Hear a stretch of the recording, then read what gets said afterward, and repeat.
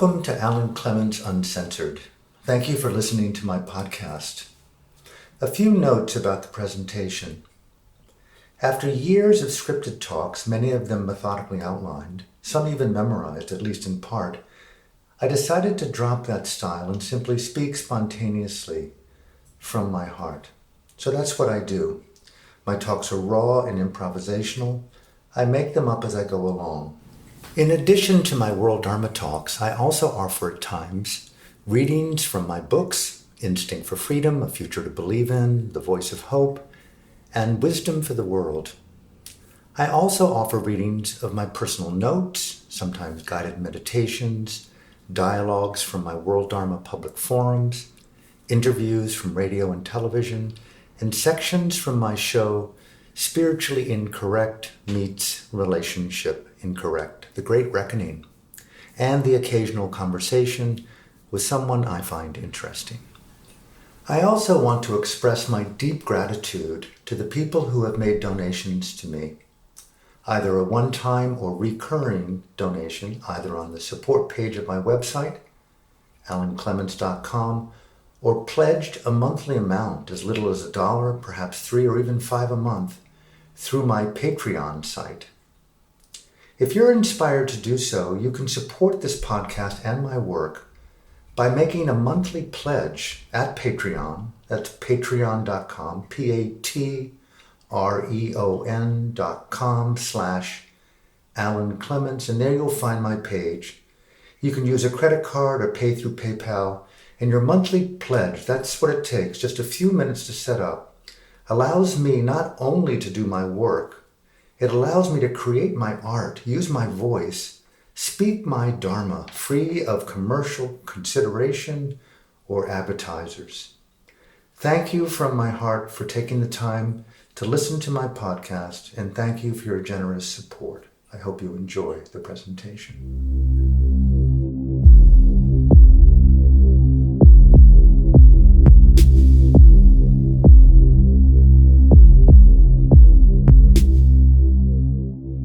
Thank you for coming out tonight from my heart. Really, thank you. This is the topic. It's not even a topic. It's really, it's a felt, organic, resonant sharing of something very free and very vulnerable. I titled it, I don't know why I titled it this way, but Advice to a Lover, Advice to Myself. And it just came to me. There was something kind of a little bit insane about it, a little bit poetic, but there you go. And the essence of it, let me backtrack. You know, I meet a lot of people and I ask a lot of questions. And one of the most important questions that I've come to ask people is, what is the most important issues that you face in your life? I mean, really at the core of your heart, way down deep in your soul, beyond the insecurity of income, and what really matters to you.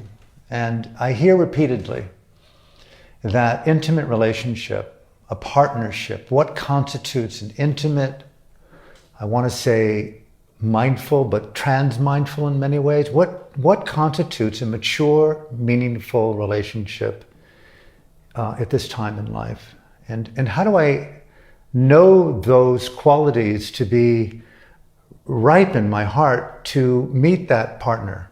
Number one. Number two, I hear, is that I want meaningful work in my life, a livelihood that speaks to my heart, and a sustained ability to have income to cover the needs of modern day existence, point two. And number three, which sort of trumps almost everything that's ever been said on earth, is what does one do? How do we feel? How do I feel? How do I hold myself, my family, my friends, my tribe, knowing that we are in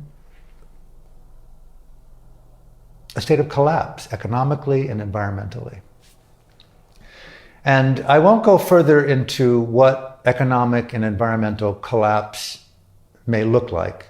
Obviously, it speaks to extreme climate change, the likelihood of loss of habitat, food supplies, electricity. The most extreme example could be near-term extinction, a guaranteed extinction. We've already had 5. It's not new to the planet that most of the life dies off. But it is an existential threat today that even my daughter at 12 years old can talk to me about it. And she talks about it with her friends. I hear it everywhere I go. What am I to feel? Who am I to be in light of these issues? Now, let me try to enter the third issue first and see how it segues emotionally into the first issue. I'm going to leave the second one of livelihood aside tonight and address the issue advice to a lover, advice to myself, through one particular quality of 10 that I've outlined that I want to speak about over the coming months. But one quality about relationship that if it has this quality, it seems to have a breath of magic, actually.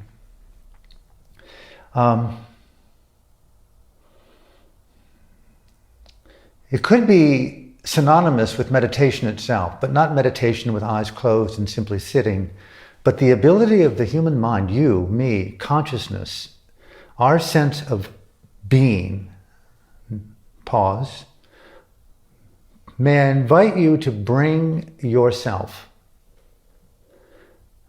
all of you here, totally into the present, so that we can not hear ideas of relationship and love and intimacy and frailty and the possibility of extinction and vulnerability and all the things that come with intimacy and lover and loss of love, but the felt reality, the meditative felt reality of pure beingness here and now.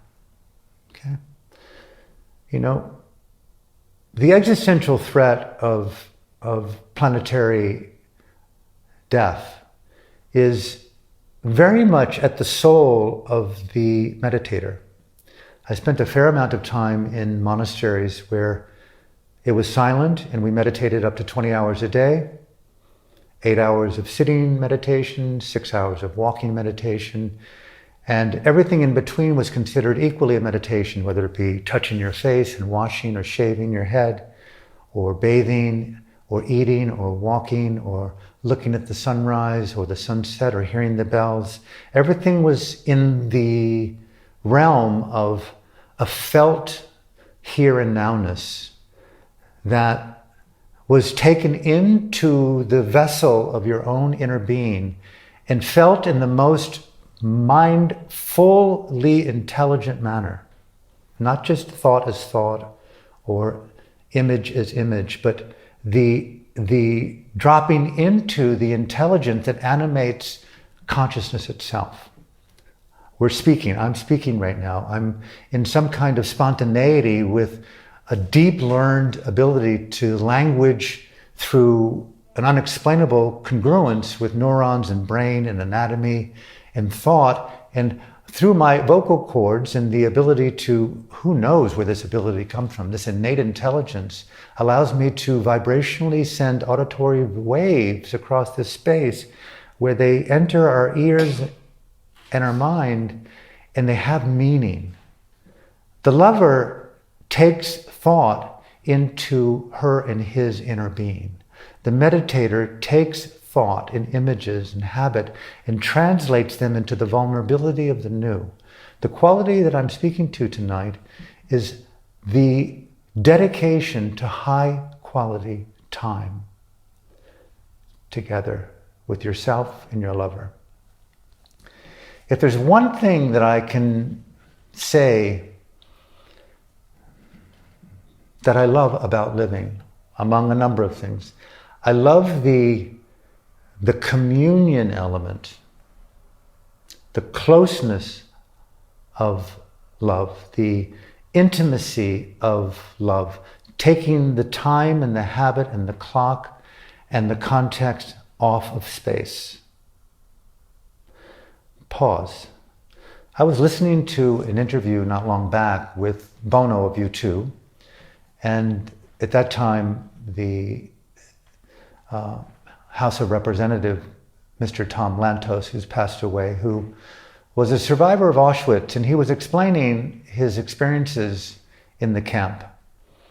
And Bono asked him, you must have amazing experiences that have left a deep imprint on your being. What do you feel when you look back over those 5 years, Mr. Lantos, that you remember so well that that's where you go when you reflect on the camps? And he said to Bono that, in fact, my memory is not one of being in the camp at all. It's been on the train platforms, he said, prior to going to the camp, where every one of us, they're packed like cattle, all waiting to be shoved onto these crate cars. We all knew where we were going. We all knew, he said, that we were going to our death. And none of us did anything except stand there in complacency and apathy and waiting to be told to enter the box cart. Now,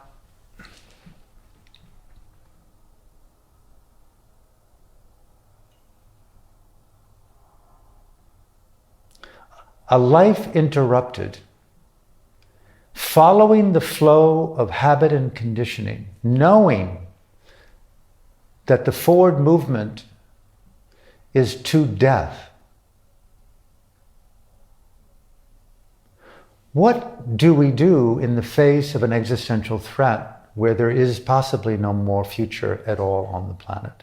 What do we do in meditation, knowingly that when you watch your breath over and over again and you feel the frailty of one's anatomy, as you may very well do right now, in-breath, out-breath, in-breath, out-breath, in-breath, out-breath. You could easily take that in-breath and out-breath for granted and think that because you have an in-breath, there'll be an out-breath, and because the breath goes out of your body, you'll have another in-breath. But like those box carts that went to Auschwitz, there was no future. And Bono asked him, what would you do, sir, differently than being told to enter those death carts with complacency? He said, I would have, in retrospect, raced to the front of the train and simply lied on those tracks, and hopefully my fellow women and men friends would have just piled onto those tracks and shown a solidarity with our own conscience and courage to confront the locomotive of slavery, persecution, and genocide. But I didn't have the ethical, moral courage at that time to feel that deeply into what is meaningful action right here and right now. And I'm talking about advice to a lover, advice to myself. Perhaps it's because meditation brings us into this so-called, not eternal now, but the mortality of this now and the frailty of this now. And in that frailty, when you watch your breath every day, in-breath, out-breath, when you watch your mind, thought by thought, 11 million people exterminated, and how many times is that going on around the world? How many extinctions do we have to face to realize that in this moment now, we have the most precious, magical opportunity with our lover, with ourselves, to commune in the finest reverential energy humanly possible. Yes, one has attitude that you don't understand, Alan. There are demands on time. We have to function in light of our responsibilities. Yes, I know that.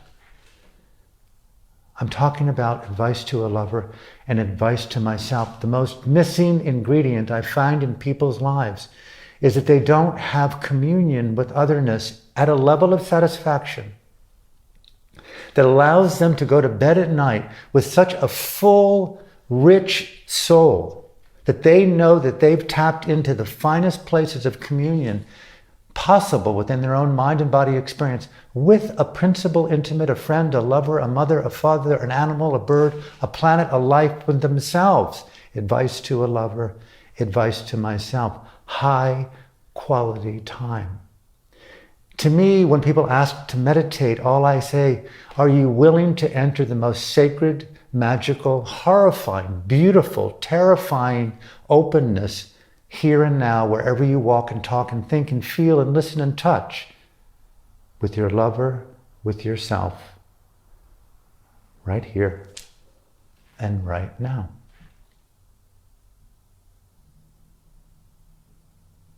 Yes, we might be able to interrupt near-term extinction. Yes, we may be able to do things that bring a sense of conscience and hope. But it's possible that there is no escape, that there is no excuse, there is no ultimate angle of hope other than in the experience of living in the most true and dignified place of heart and conscience here in this moment now, knowing that it will both change and end both momentarily and possibly in the near-term future. Halfway through this talk, thank you for listening. About 20 years ago, I was in the jungles of Burma with the students who had fled the inner city dictatorships.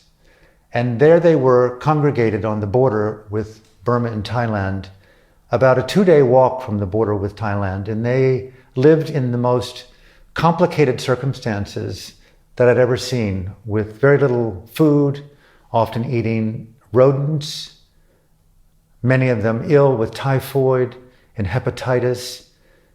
But they sang songs of love. They sang songs of joy. They never gave up the hope, knowing, though, that their future was very, very limited. And one evening, we all went to bed knowing that we had heard there could be an attack on this very camp tomorrow, not just with soldiers, but with jet fighters that had been purchased from Russia by the Burmese military. So people were very tense. And sure enough, midday, when the sun was right overhead, you could hear the sound of these unthinkable jet engines coming right down from the spiral of light, so they were blinded if you looked up. And my friend Trey, who was a Vietnam vet, he looked at me and he said, there is nowhere you can run to hide from jets and rockets. Stop. Stop thinking you can escape. I'd never heard a concept like that. I'd never heard it. He opened up a pack of cigarettes. He said, Alan, smoke one. It might be your last. And there Trey and I were, knowing that there's no way to escape jets with rockets that could take out a mile radius around you. And you couldn't outrun. You can't hide from these kind of things, he said. And there we were in this existential threat with bombs and rockets and simply smoking a cigarette. And I'll tell you, I'd never felt so exhilarated, so awake, so connected, so present in my life than smoking a cigarette with Trey under a rocket fire attack. There was no way to drop our bodies in front of a locomotive. We had to live in the mortal now. Advice to a lover, advice to myself.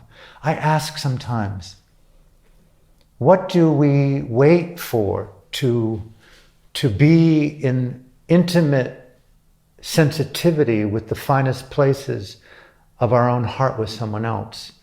What questions aren't we willing to ask our lover, our friends, our hoped for lover? The questions that we want to ask ourselves. What are we willing and not willing to feel to arrive at that peak sense of desire? What really, really matters to you? For me, high quality super high quality time, where I can share the most intimate places of my heart and listen to the intimate places of my lover's heart, my own heart, in that communion, that confluence, in breath, out breath. Talk to me about how you think and feel. Talk to me. Let us feel into the silence of shared being. Talk to me. What would you like to tell me that you've never said to me? Talk with me. Let us explore new places together. Let me end with this.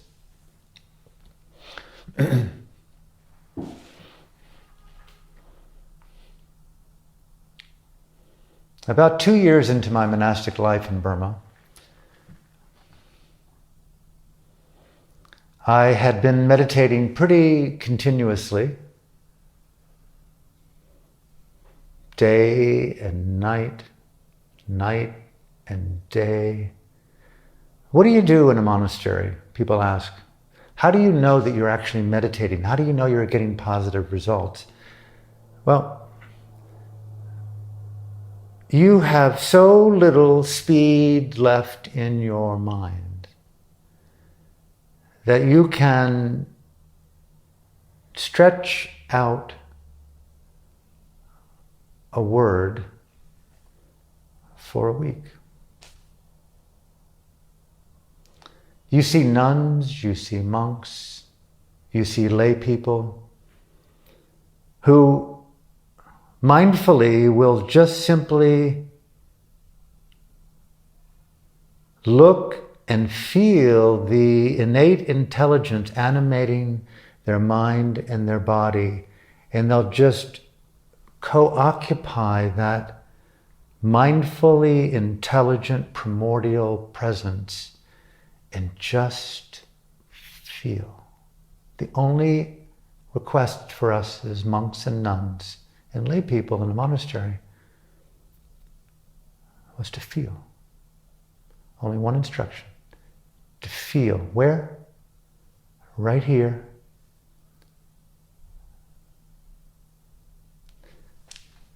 Isn't it amazing how the mind has a momentum to want to do the next, to say the next word, to make the next investment?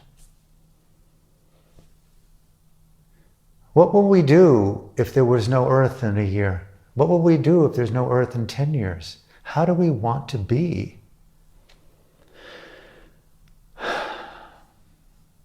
Taking the future and the fear out of tomorrow.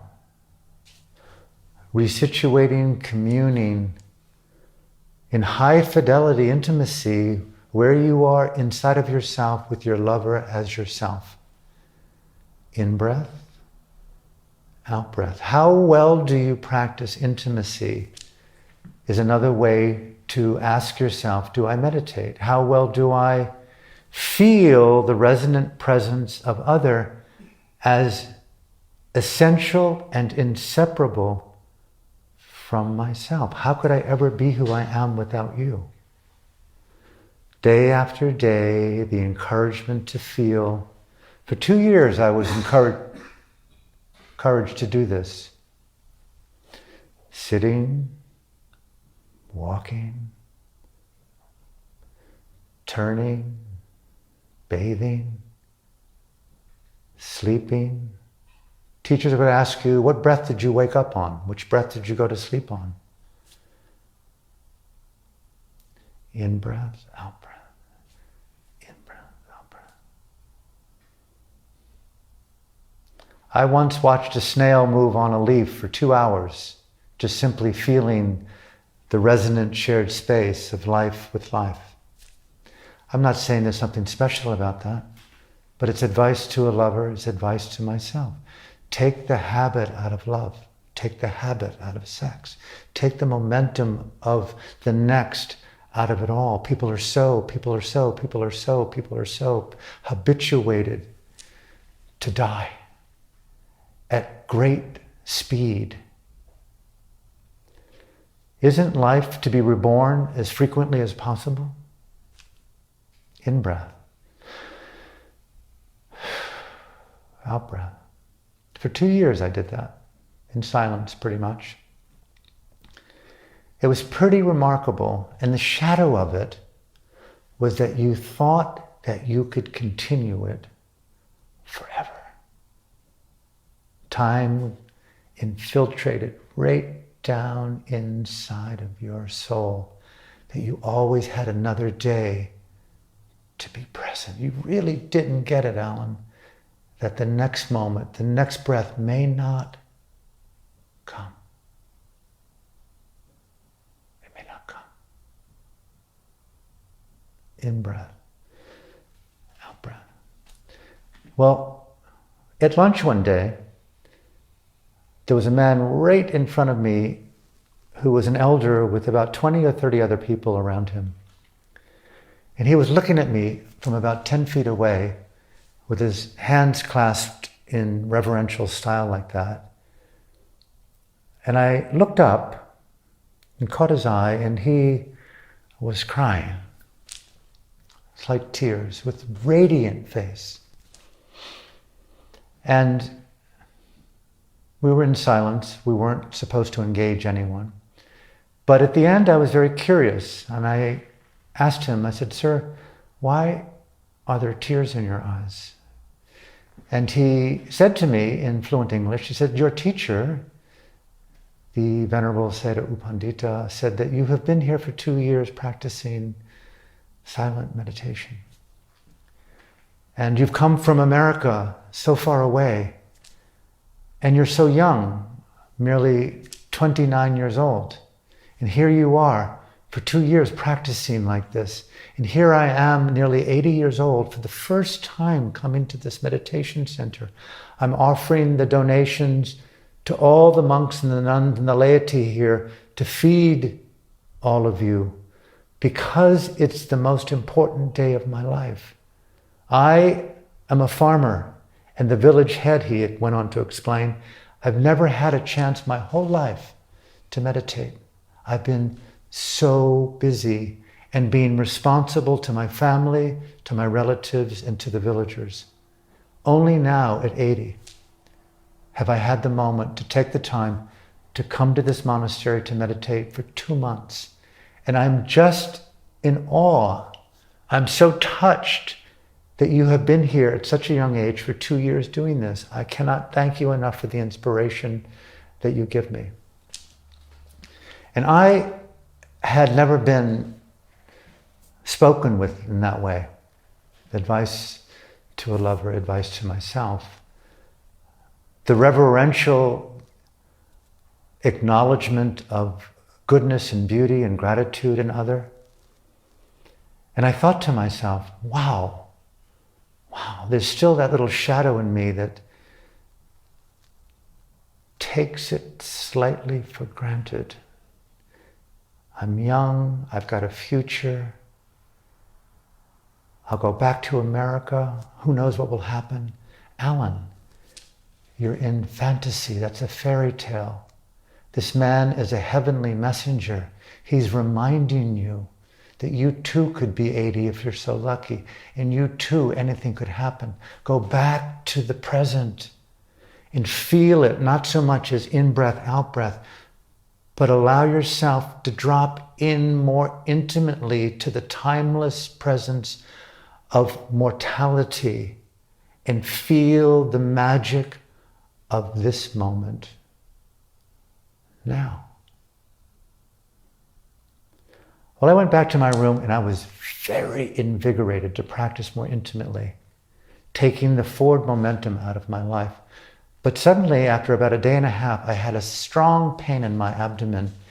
It turned into acute dysentery, which I'd had before, no big deal.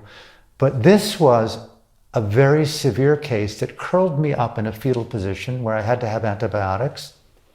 And I could no longer meditate in peace. Oddly, I came down days later with typhoid, with this unthinkable pain in my brain. If you've ever had typhoid, it's severe. You take the antibiotics and you're free of the pain. And there I was recovering from this, and for some strange reason, I looked at my eyes one morning and they were completely yellow. As my skin turned yellow, I have hepatitis. And all of a sudden, I could no longer even sit up. And I had to lie down on my bed. And for the first time in 2 years and 2 weeks, I was now missing sittings and walkings. And I was consumed with thoughts of health. And what would happen as my advice to my lover and advice to myself, I can't meditate. You can't meditate, Alan. You can't sit straight. You can't concentrate. You can't. I had no ability to take those thoughts and to translate them into, didn't you learn something over those 2 years of the mortality that because you take an in-breath and you have an out-breath, there may not be another one that comes? What were you thinking, Alan? What were you doing? Just concentrating for peace and stillness? Well, for 9 months, I lied in bed. I had to be operated on. They found a tumor. I had hepatitis. I had cholera. I was near death, 50 pounds lost. I was on intravenous. And for 7 of those 9 months, my teacher, Sayadaw U Pandita, had sent villagers whom I didn't know. I couldn't talk. I couldn't move. I couldn't go to the toilet on my own. I couldn't bathe on my own.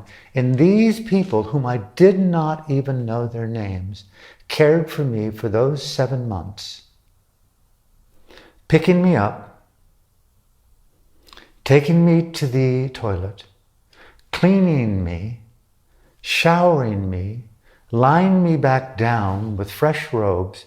And here I was, now just 30 years old. I had never known that level of physical, emotional, psychical vulnerability in my life. Where did my meditation go? I thought, in-breath, out-breath. Would I ever meditate again? I kept thinking.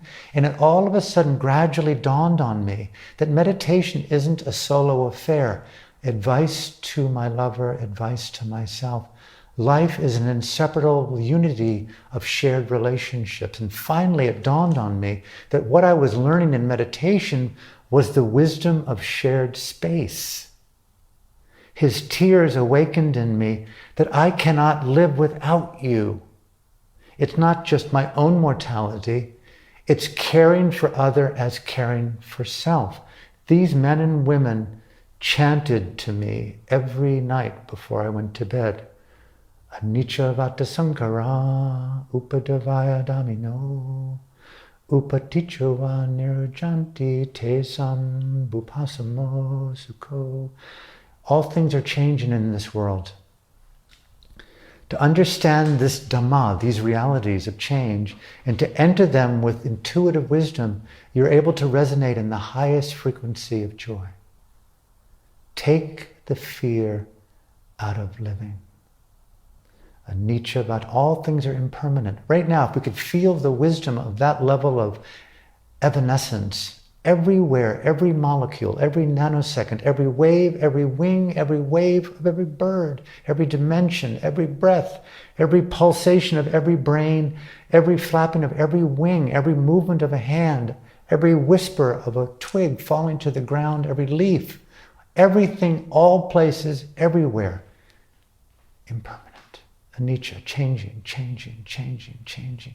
There is no guarantee except change. Advice to my lover, advice to myself. All I ask for from you is high quality communion. Not a lot. You can work all you want. But please, let us take 30 minutes a week to commune in the finest, most reverential places of the human heart. May we find that place of reunion and rejuvenation through that intimacy of shared space. They fed me, they cleaned me, they bathed me. If we're in relationship, we're going to have to commit to doing that with one another. I'm not looking for transience. I'm not looking for part-time lover. I'm looking for the union of God and the goddess. Trans-time, a commitment that I care for you as I care for myself. And I can never care for me until I care for you as equal, if more important than me. I'll close with this. When I asked Aung San Suu Kyi the essence of spiritual revolution, and here she was coming after 6 years of house arrest, she said, Alan, it's the courage to care for things larger than your own self-interest, placing other above self. Advice to my lover, advice to myself. Can we commit to high fidelity, quality time? I'm not saying all week, not all moments, but then when we're together, may I invite you to interrupt my habits. May you invite me to interrupt your habits. And may we find some new rejuvenation in this evolutional beauty, in this moment now that we've never touched before, if nothing other than I commit to this relationship. I commit to including my shadow in this relationship. I commit to removing blame and malice and projection and judgment from this relationship. I am with you. I am with me. Advice to my lover, advice to myself. High quality communion. So that's point one of what I consider to be